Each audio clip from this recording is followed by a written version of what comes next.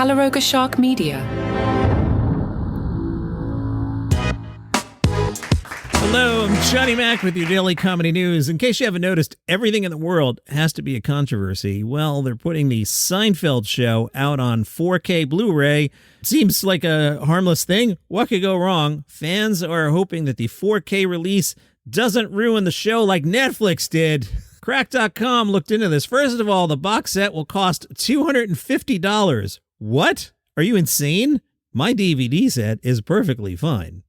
Fans are worried about which aspect ratio the 4K disc version of Seinfeld will be in. You see, the Netflix version, not unlike the HD remaster that aired on TBS, reframed and cropped the original 4:3 box image to accommodate modern widescreen TVs, but in doing so, they've ruined certain jokes. For example, in the episode The Couch, where Jerry discovers that Poppy has peed on the sofa, in the Netflix widescreen version, they edited in a blatantly manufactured close-up shot of the pee stain because it wasn't clearly visible in the cropped wide shot, which completely throws off the subtle timing of the reveal. Good news, we are hearing the new 4K Blu-ray of Seinfeld will feature the original 1.33 by 1 aspect ratio, but that version will only be released as a limited edition. The standard Blu-ray will be 1.78 by 1. Another concern, Netflix's 4K scan employed color correction that looks different from the original show. For example, in the Netflix version, Jerry's apartment looks way greener. By the way, if you want to deep dive in this feed, somewhere down there, I went into a rabbit hole one day about Jerry's bookcase. Now that this stuff is in high def, in one of the early episodes, you can see Jerry's bookshelf where he's got VHS movies. They're clearly porn movies. If you read the title, somewhere there's an episode about that. But we don't have time for that today. I have to tell you about Paul Scheer and the Ketchup controversy. Paul Scheer was on the Subway Takes web series and said, "Restaurants need to stop with the artisanal ketchup. Heinz has perfected it. We don't need your mango chutney ketchup. I just want the sugar. I want the taste of Heinz." Scheer went on further and said if restaurants are going to be serving burgers, fries should not be extra. Host Kareem Rama agreed, said if I go to a place and the burger doesn't say burger and fries, you have to buy the burger for $8, actually $18 in New York City, plus another $7 for fries, and then they bring out the artisanal ketchup. Paul Scheer said, "You're wrecking the experience. I don't even enjoy the fries, and the fries are the best part. You're going to give me a little thing of fries like this? Don't treat me like an animal." And they then expressed sympathy for the restaurant employees who were in the kitchen crushing tomatoes to make the from-scratch ketchup.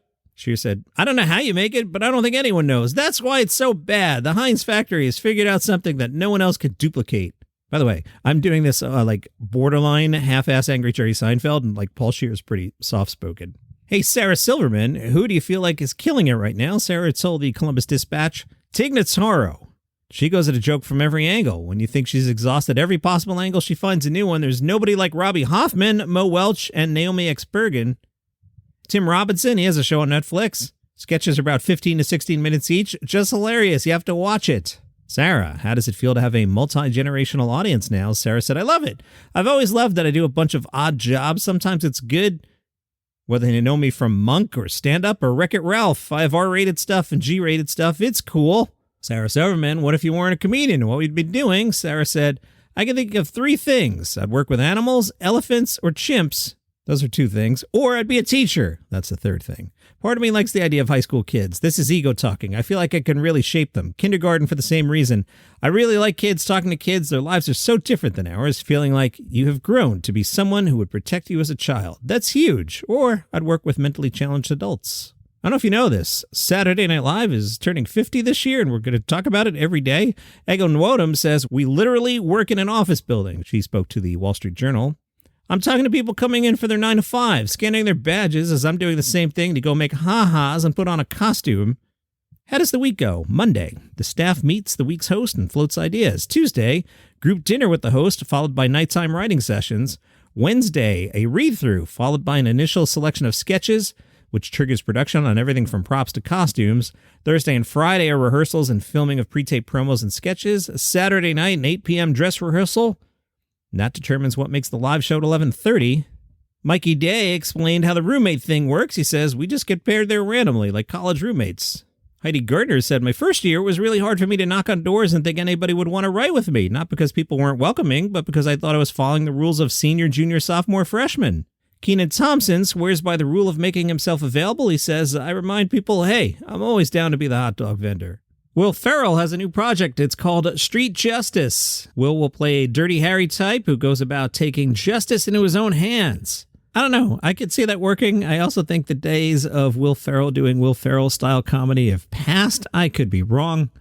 Jimmy Fallon talked about his new comedy album, Holiday Seasoning.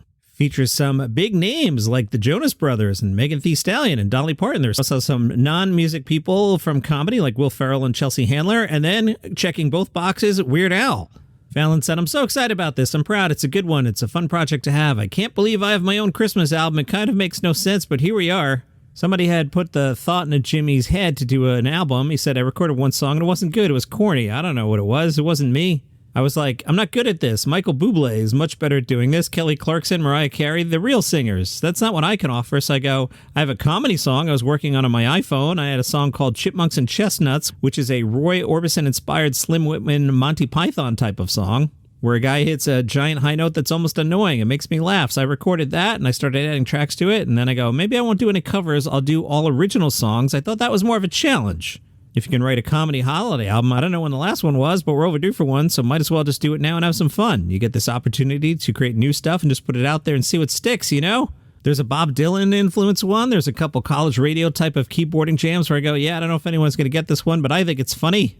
The couple pop jams on there that hopefully can get radio play. I like those. It's a roller disco type of song called Holiday that I think everybody can get behind. He talked about the evolution, the lyrics being, it's a holiday, time to celebrate, we'll stay out all night. Then you add bass, and you make it more Jacksons, more chic. Then it turns into that, and I go, would the Jonas Brothers do this? We sent it over their people, and they were like, love it, let's do it. They recorded their version, they turned it into a real song. Jimmy says, don't overthink it, release it, put it out. I have artists come on the show, and sometimes they go, yeah, we cut this down. I wrote 103 songs, we cut it down to 10. I go, you wrote 103 songs? If I ever wrote 103 songs, my album would have 103 songs on it. Are you kidding me? I'd be so proud. So don't overthink it. Don't go, someone's going to make fun of me for this one. Put it out. It's something else to listen to. You go, this one's weird, but I kind of like it. That is my vibe, too. Like this podcast, apparently you like it because you're listening. Thank you. Other people might get stupid. I don't care. You learn that as you get older. Just do your thing. As for working with Weird Al, Fallon said he's my idol. He got famous for his parodies first, but then when you buy the album, you get into the deeper cuts and Dare to be Stupid and his polka stuff. I was writing all these songs for the album, and I was trying to hit every holiday I could think of. I was thinking about New Year's Eve, and there's no real happy New Year's Eve songs. They're all sad. They're all depressing. That's covered. There's no missing sad New Year's songs. We have a lot of them, whether it's All Lang Syne or Dan Fogelberg or whatever. I wanted a good song you just put on a New Year's Eve party, and everyone go, this is so silly, I have to dance around. I'm picturing mosh pits. I'm picturing people screaming at the top of their lungs. It's track number 1, side 2. Me, Weird Al Yankovic, and the Roots. I said to him, what do you think of this? He immediately got back and said, I'm in. I love it. Do you mind if I rewrite a couple things? I said, yeah, let's go. We started going back and forth. In 2 days, he had a full-on recorded version of it, full sheet music of every note and every harmony, advanced stuff. He took it next level, and he goes, you going to get a band on this? I go, I can. I didn't think about that before. I got a Questlove. I go, I have a song with Weird Al. He's like, I'm in. Weird Al's a legend. He's the only one. I'm so honored to work with him. He's my idol. I wanted to be Weird Al Yankovic. It's a Friday night in the big city. It's the New York Comedy Festival, 6 o'clock, New York Comedy Club at Joke Sisters Comedy Show. 8 p.m., Chelsea Music Hall, Bodega Chat Live. Beacon Theater at 7, Jeff Akiri. Miss Pat, Town Hall, 7 o'clock. Some more. The venue at Hard Rock Hotel, 7 o'clock. Paul Ollinger and Friends at Rodney's Comedy Club, 7 o'clock. Ass Cats, the UCB, at 7 o'clock. Disco Horses out in Brooklyn at the Comedy Collective, also at 7. Maria Dakotas at the Green Room 42 at 7. Steve Fury's Comedy Confidential, 7 o'clock, near Comedy Club. Fibs and Friends, hosted by Connor Wood, Gramercy Theater, 7 o'clock. Tiny Idea and Little Boy Evil, Brooklyn Art House, 7 o'clock. Vocabaret at Caveat, 7 o'clock. Unchaperoned, Second City, 7 o'clock. Mecky Leaper at the Bell House at 7:30. Good Luck with Maggie Winters and Parker Callahan, 7:30 at Union Hall. Drunk Black History at Littlefield at 8. Chris Barnes and Nate Meeker co-headline The Gutter. Surprisingly, that one's at The Gutter, 8 o'clock. Out in Williamsburg at 8, The Old Man Hustle presents Funny People Comedy Showcase. The Stand at 8 has Onika McLean. On to some more famous people. 8 o'clock, Hank Azaria and the EZ Street Band at Brooklyn Bowl. That's Hank Azaria pretending he's Springsteen.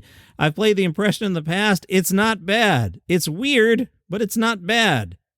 Jack and Michael Whitehall live at Carnegie Hall at 8 o'clock. New York Kings live at 275 Park at 8. My Grandmother's Eye Patch, 8:30, Brooklyn Art House. Paulie's Diner, a night of comedy and music at 8:30, Stand Up New York. Matt Koff, Ertz Funnier, Brooklyn Comedy Collective, 8:30. Are You Garbage and Friends at Chelsea, 8:30. UCB's Sorry for Your Loss at 9. An improvised Broadway musical with a naughty title at Asylum at 9:30. Laugh Masters, Caveat, 9:30. Fibs and Friends, hosted by Connor Wood, 9:30. Gramercy. Kate Owens, Cooking with Catherine, 9:30. Strong Force, Second City, 9:30. Dan Soder, Town Hall, 9:45. Second show by Samore, second show by Jeff Curry. Tina Frimmel live, 10 o'clock at Bell House. Byron Bowers, Union Hall at 10. Aaron Berg, The Stand at 10. Laugh So Hard You Don't Cry, Ginny Hogan and Laura Murley, 10:15, Tiny Cupboard. Pinot Noir, UCB, 10:30, and The Trash King at UCB at 11:59. You know, that was a lot of shows, and I don't know, who's the biggest name I said? Hank Azaria doing Springsteen? Dan Soder? I got a comment here. That's a notch down from what a Friday night at the New York Comedy Festival has been in the past, like a notch down by a lot. But I guess this thing goes another week, and if we look ahead to next Friday, we start seeing people like Gabe Iglesias and maybe some bigger names as we get more into this. The other thing about the festival, and the festival was never anything but great to me. New York City is so big.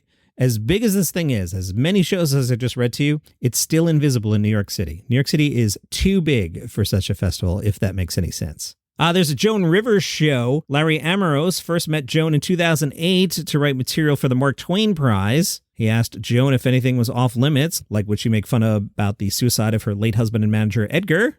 Joan said, I had 10 new minutes before they closed the casket. That is also the Joan Rivers I know. The play is called Joan, and it's at the South Coast Repertory. Runs through November 24th. From Chortle, Radio 4 announced some new comedy programs. They include, what? Seriously? A new podcast which combines comedy with quirky history. Dan Does Dating is a new sitcom from Michael Beck, following a man as he searches for love from one terrible date to another. Comedy trio Crybabies presents some audio adventures that are an homage to Steven Seagal-type action flicks. Icklewick FM is set at a dysfunctional northern community radio station. And Stuart Mitchell follows up his series Cost of Living with the new Cost of Dying, which takes a look at the size of the bill that happens when you pass away. Gee, John, what a great way to end the week. I know, you're welcome, right? And that's your comedy news for today. If you like the program, tell a friend about it. They might like it too. If you would like the program without commercials, there's a link in the show notes. Tell you how that works. If you're on Apple Podcasts, click the banner and avail yourself of the 30-day free trial. And listen to that. That's sad. It's an iced coffee with not much left and no ice. I've had this thing for, let's say, 6 hours now. Why don't you finish it, John? I take my time. Buymeacoffee.com/dailycomedynews. See you tomorrow.